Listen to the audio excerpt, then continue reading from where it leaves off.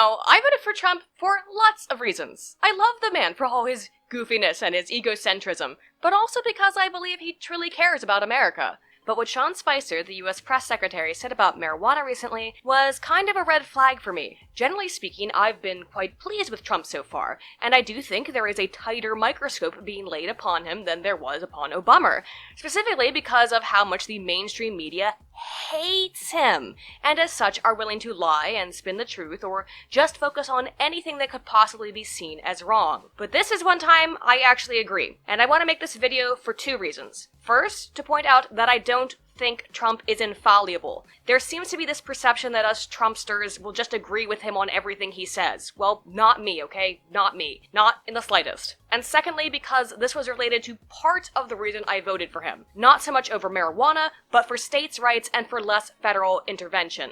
In regards to marijuana, Trump has implied that he would leave it up to the states, as he has said about abortion, and several other topics, all of which I agree with, and let me explain why. If I live in a state where abortion is legal and I think abortion is wrong, I can move to a state where abortion is illegal and my tax money doesn't go towards funding abortions. Similarly, if I live in a state where weed is illegal and I want to get ripped, I can move to a state where weed is legal. Conversely, if I want to get an abortion, I can just visit a state where it's legal. Or if I want to smoke, let's say, just for the weekend, then I can take a trip, both literally and figuratively. I'm a little government kind of gal, and I believe most things are better off in the hands of states. Why? Because the populations of individual states tend to be more homogenous than this gigantic, vast country altogether, with some exceptions. For example, Northern Virginia is comprised completely of DC academics and politicians that keep the state from going red, and who really do not represent the populace of the rest of the state. Additionally, Illinois went almost entirely red this past election, but Chicago alone cost Trump the state, and of course, subsequently, they rioted over it, in their own freaking city. Genius. Anyway, this is why I'm in favor of state or even city-level administration of a lot of things, including weed. Honestly though, I'm just gonna say this, I do think Roe v. Wade was settled a long time ago and that it actually is federal law, but I wouldn't be screeching in the streets if it went to the states. Trust me though, the abortion episode is coming. Anyway, so let's listen to what Spicer said. Thanks, Roby. There's two distinct issues here, medical marijuana and recreational marijuana. I think medical marijuana, I've said before that the president understands the pain and suffering that many people go through who are facing especially terminal diseases, and the comfort that some of these drugs, including medical marijuana, can bring to them. And that's one that Congress, through a rider in 2011, looking for a little help, I think put in an appropriations bill saying that the Department of Justice wouldn't be funded to go after those folks.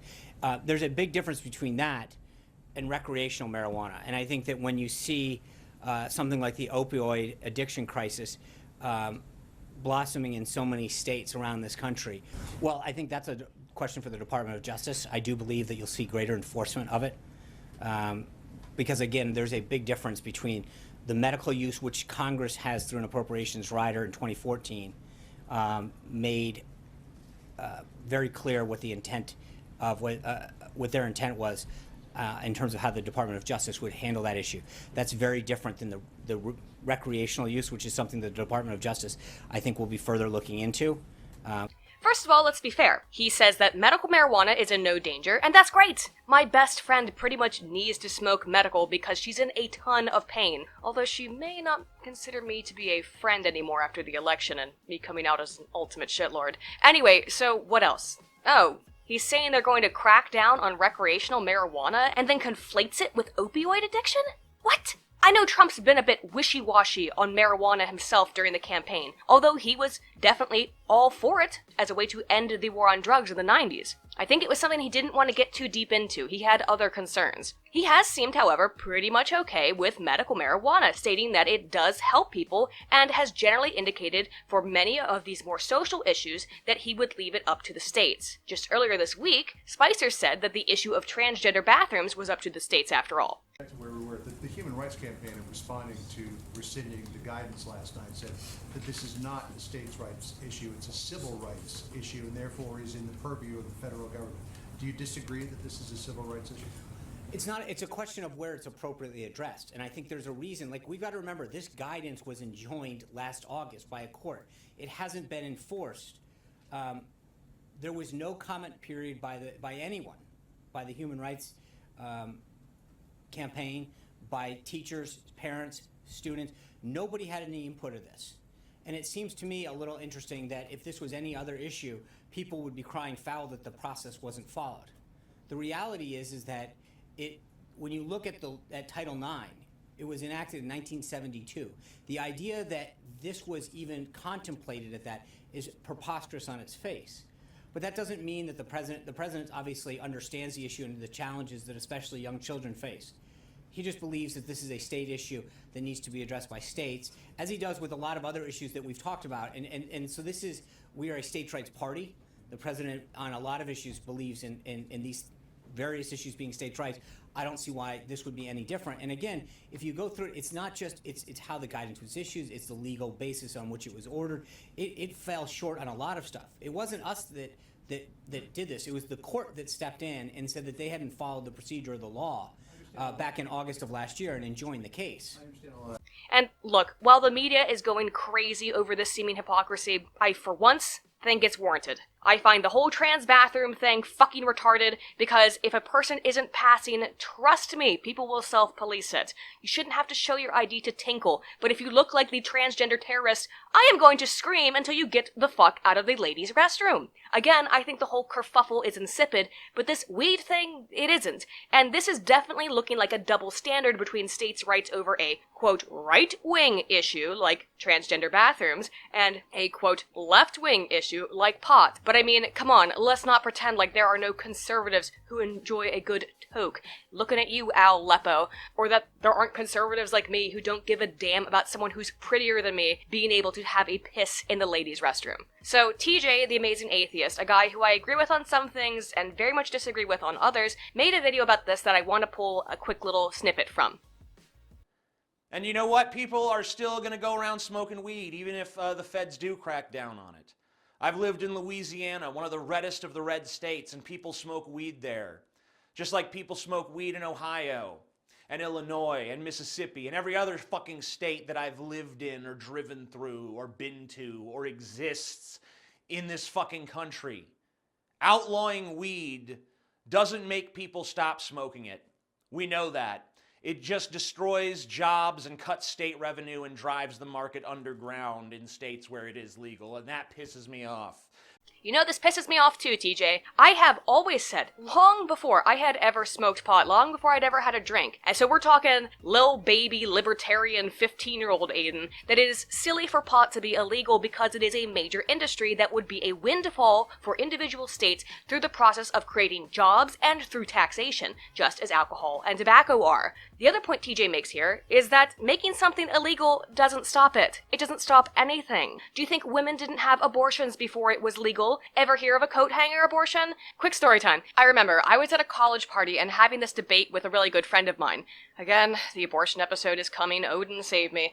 But she was very anti-abortion, to the point of citing Onion articles as fact. Yes, that bad. And I brought up this simple fact. Friend, if you make abortion illegal, the women who really want to get an abortion will either coat hanger themselves or go find some skeevy back alley quack, and the risk of losing not just one life, but 2 lives increases exponentially. And I remember she was dumbfounded because she had never thought of it like that. Actually, funnily enough, I think that party where this conversation happened was the first time I smoked pot. Dude, weed, lamau. Anyway, this same argument is the one I make for the legality of firearms. Really bad people, really evil people who want to get guns and abuse them will get them regardless of whether or not they are legal. Do we need maybe stronger policies regarding how one may obtain a license? Sure. But let's look at Sweden. Sweden has very strong anti-gun laws, and yet there is rampant and increasing gun violence in Sweden. Totally coincidentally coinciding with importing thousands of Islamic migrants, huh, Sweden?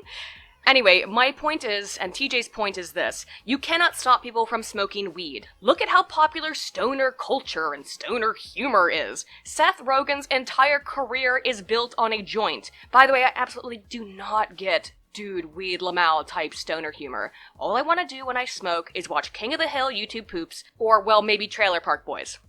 Okay, so never mind, I guess I get it. But yeah, do you think it got that way because weed is so hard to come across by virtue of it being illegal? Legality does nothing. And unlike a gun, which, if illegal, needs to be manufactured and brought across borders, marijuana is a plant you can grow in your house. How are you ever going to be able to stop it from getting around? Look, again, if some states don't want to go for it, I think that's fine. Actually, I think that's great. That is exactly what I want. Make up your own mind. However, this is the caveat, the free market would probably determine that the states who do legalize would see a major boost for a new industry. We're already seeing that. The legal marijuana industry is worth $2.4 billion in Colorado, generating $700 million in sales in 2014 and $63 million in tax revenue. Washington State sold $250 million worth of pot in 2014 and similarly brought in $62 million in taxes. A 2007 Forbes report estimates that the U.S. marijuana industry nationally is a $113 billion industry that costs the United States approximately $41.8 billion to enforce through police action, imprisonment, and loss of tax revenue. Legalization means a huge economic boon to any state that adopts it. Although again, if a state chooses not to for moral, social, or whatever reason, as it is supported by the constituents of the state's legislators, well then that's their prerogative. Businesses may go elsewhere, but I think that's fine and won't condemn these societies to ruin. And here's why I think that. This is already the case with alcohol. I think some people aren't aware of that, but yeah, you can't booze up in every town in the United States. What we have here is something called dry counties or dry towns, and there's plenty of them in states like Arkansas, which has 75 dry counties. Of course, what happens is that there tends to be quite a few bars and liquor stores right outside the county lines, but these counties and townships have been around for a long time and continue to exist. As such, I do not see why we can't apply this same concept to marijuana. I mean, we know how horrible alcohol and tobacco are for us, and yet there's only sparse evidence for any long-term damage caused by marijuana. Why then does this continue to be an issue? I really thought Trump was going to decriminalize it and give the whole vote to the states, or at least leave it alone and let what's been happening continue to happen with legalization. All I want the federal government to do is stop enforcing legislation against it and let people decide for themselves and for their communities if they want to legalize weed. Make the exact same amendment, please, Mr. Trump, as the 21st. Repeal the prohibition on weed and let states and local municipalities determine if they want to make it available in their hometowns. I cannot believe Spicer said this, and I'm actually a little bit enraged that he suggested there was actually going to be greater enforcement. Trump has flirted with the idea of prison privatization, an idea I'm not wholly against, just skeptical of. Well, our prisons are so fucking expensive because we've filled them with people for smoking a plant that makes you feel nice. When I can walk down the street and buy cancer sticks that give good old heroin a run for her money on addictiveness, or buy a bottle of liquid liver disease that tends to make people want to start fights or throw punches at their spouses, it is a complete and utter absurdity. Look, I'm not a big pothead. If that's how I'm coming off, I'm not. And that's not the impression I mean to give. Sadly, my drug of choice is, of course, the liquor.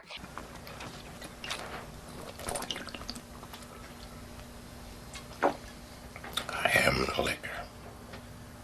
But I have enjoyed it in the past, and I will continue to enjoy it in the future. All I'm saying is this. This is not what Trump had led me to believe his position on Mary Jane was. And while it's not a huge issue for me, I must admit I would have laughed my ass off, and I still will. Please let him do this. That lefty messiah Obongo failed to legalize marijuana and then have the left's literal Satan Donald Trump decriminalize it. That would be amazing, wouldn't it? But I don't like this, and I'm going to be very skeptical going forward. I hope Spicer just misspoke, but I'm concerned, and all of us should be, because we cannot allow Trump to break his promises to us. I mean, so far so good. I mean, I've been very pleased, but that doesn't mean we should cease our vigilance and not police our politicians. So yep, not mad really, just something to look out for. Nothing damning, just a bit disconcerting. Anyway, here's a meme, because I don't know how to end this video. Fuck. If you liked this video, be sure to like and subscribe. I'm Aiden Paladin, Altana Volt.